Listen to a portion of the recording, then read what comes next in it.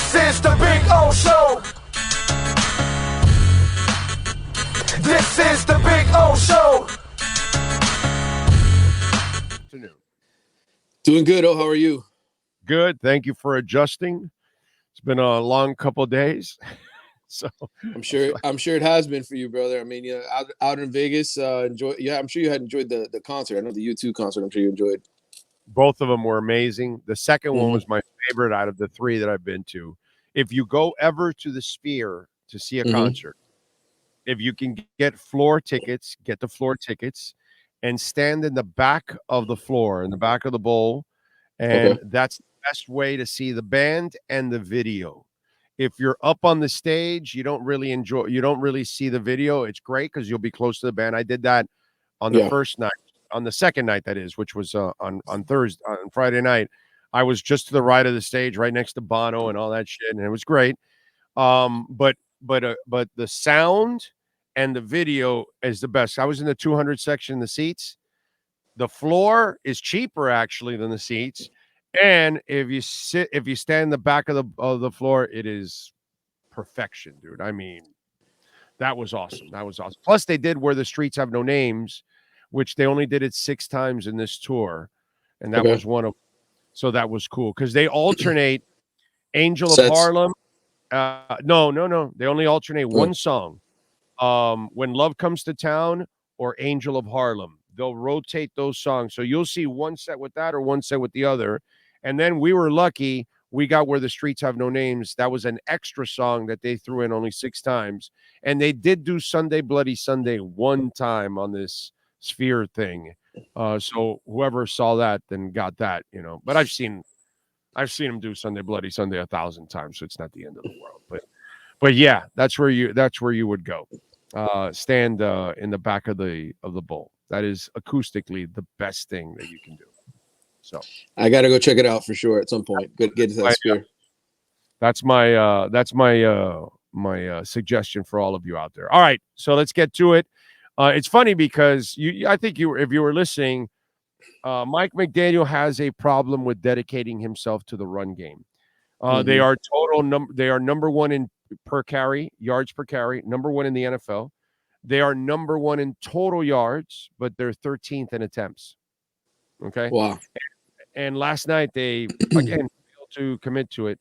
And it's funny because you cover a guy that is too conservative. So we got one guy too liberal and one guy's too conservative. Kind of, it's like our politics, right? We either got one extreme left or one extreme right? So right now, Mario Cristobal represents the extreme right, and then Mike McDaniel represents the extreme left. And we need them to come to the middle like the rest of our country. I'm with you, brother. Yeah, that was tough to watch last night. Being up 14 points and blowing it with 3 minutes to go. That was as bad a loss in my mind as failing to take a knee and losing to Georgia Tech. It was on the same level. But Dolphins are in a much better place. They can still win, control their destiny. Hurricanes are still building, man. 12-12 in 2 years under Mario, and that's not good enough. And so they're trying to get the quarterback now to take them places. What are we hearing? What do we know? Well, Will Howard, Kansas State's quarterback, was here yesterday on campus, did his visit. Today it's Cam Ward. I've mentioned them to you now for a couple of weeks as guys that are high profile that Miami has definitely looked into. I'm hoping, and I think the hope is internally that this will be resolved by the end of the week, because they would like to tell all of their recruits and all the other transfer portal targets, hey, we've got a quarterback, right? We've got one of the best in the country. I think both of those guys are two of the best available. And it changes the entire complexion of next season. If you don't get one of those two guys and you have to continue this process, it hurts you, I think, with other, potential recruits and transfer portal targets. So, I think there's a lot of hope, and I think there's a lot of belief that Cam Ward will probably buy in and want to be the quarterback here. I've mentioned how Francis Mauigoa, the linebacker from Miami, played with him at Washington State. Francis recently, over the weekend, announced he's coming back for another year. So I think all of that kind of comes into play together. And I think think Miami's gonna end up with a good quarterback here. I think there's going to be a lot of positive momentum here towards the stretch down the stretch here towards signing day and towards the end of the transfer portal time. Well, I mean, yes and no. You know what I'm saying? You Yeah. know, you can have the weapon, but are you going to use it? Right. You can have the best running game in the NFL, but are you going to use it? You know what I'm saying? So you can have a great quarterback. Are you going to allow him to be explosive, or are you going to go back to being conservative? So that's where, see, with Mario Cristobal now, I've crossed a different threshold. Mm-hmm. The player talent doesn't excite me anymore. Right. None of that means anything to me until I see what you do on game days. Kind of like Mike McDaniel now. It's nice to have the talent, but bro, show me on game day you can make the right decisions, because Right. it doesn't matter, bro. You know what I mean? 100%. You could be a 95-year-old man that, the body doesn't work that well anymore. And I know you're walking around with a 32-year-old babe, but bro, you're 92. You ain't really working that machine anymore the way it's supposed to need to be worked. So, Yeah. you know what I'm saying? It's just so it's hard for me now with Mario Cristobal to get excited about who's coming in until I actually know that the head coach knows how to use the talent that he gets. Right. That's my problem. So you brought in a spread coach, but you didn't allow them to spread it. Right. Right. You know? No, and I think, part of that was the quarterback, right? Part of that was on him and some of the poor decisions that he made. Yeah. And I think the other part of it, is getting the coordinator and the quarterback coach to work with that guy and make him better. And I don't know that we saw that improvement. But again, we're not going to get answers to those questions until Miami takes the field in Gainesville against the Gators, right? We really won't know if Mario's going to change much. But as far as personnel is concerned, as far as the talent in the room, as far as, the potential for improvement, I think it's certainly there. And I think, look, let's not forget either. Mario has a lot of pressure here, ultimately, to start delivering some results sooner or later. And I'm not saying they're going to fire him. He's got, plenty of years left on that contract. But, the people who certainly hand over the NIL checks, right, and help fund the financing for all of these players, they're the people he really has to answer to. Because at some point, they may say, why am I wasting my time? This isn't the guy. He's doing a poor job with whatever talent we're buying for him. So at some point he's going to have to deliver results. Especially with the amount of money I think they're spending in this class in particular. Yeah, no, and listen, he's got to start turning things around, bro. This cannot continue at this.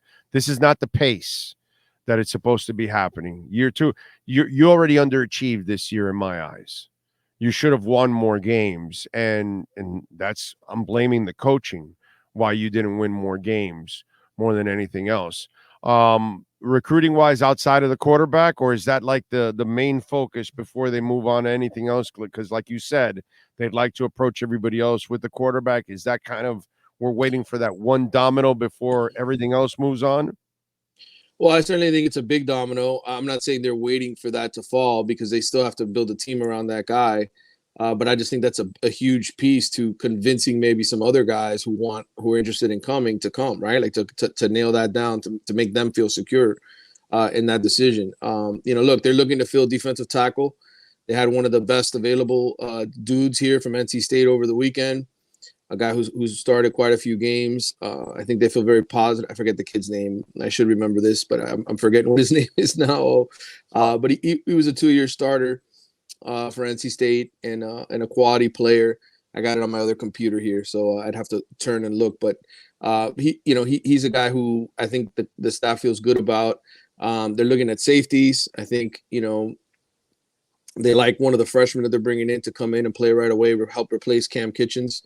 Zaquan Patterson, a kid from Hollywood Chaminade, who's just a stud. He's a top 100 recruit.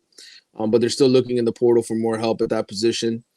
I think, receiver, depending on what happens here with the quarterback, there's some guys that are certainly just Jeremiah Smith is a guy they're looking to flip, have been all along from Ohio State. It's committed to Ohio State.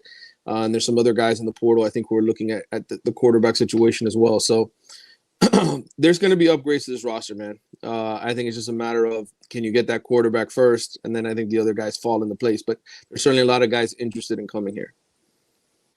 All right, what do you got going on in the Athletics so folks can check you out, my friend? Yeah, I just posted, every year this time we start worrying about 5 stars and who's getting the best players in the country, which guys are going to flip. Well, I did a review of all the ones that signed in this last cycle, all 39 of them. And 14 of the 39 ended up starting games as true freshmen this year. Only three of them started every game as a true freshman. 2 of them played Alabama. One of them's Caden Proctor. The other one's safety Caleb Downs. And then the third one is Francis Marino, the right tackle at Miami. So it's an article, kind of a dive on every single one of those guys, who got redshirted, who played, who's in position to play going forward, that kind of stuff. And if you're interested in reading about all the 5 stars and how they did this past year, it's there for you to read. There's more stuff coming out. We did like a draft on all of the top recruits. We created all the Power 5 teams. We put a draft order and selected, the top recruits, the high school recruits in the country.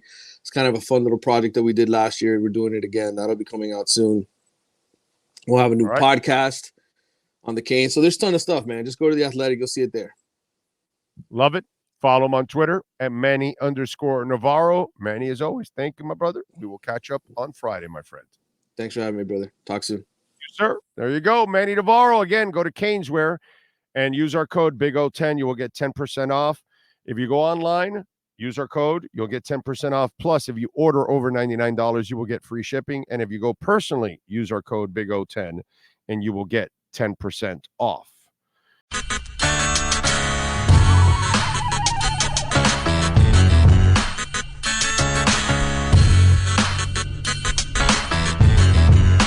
This is the Big O Show. This is the Big O Show.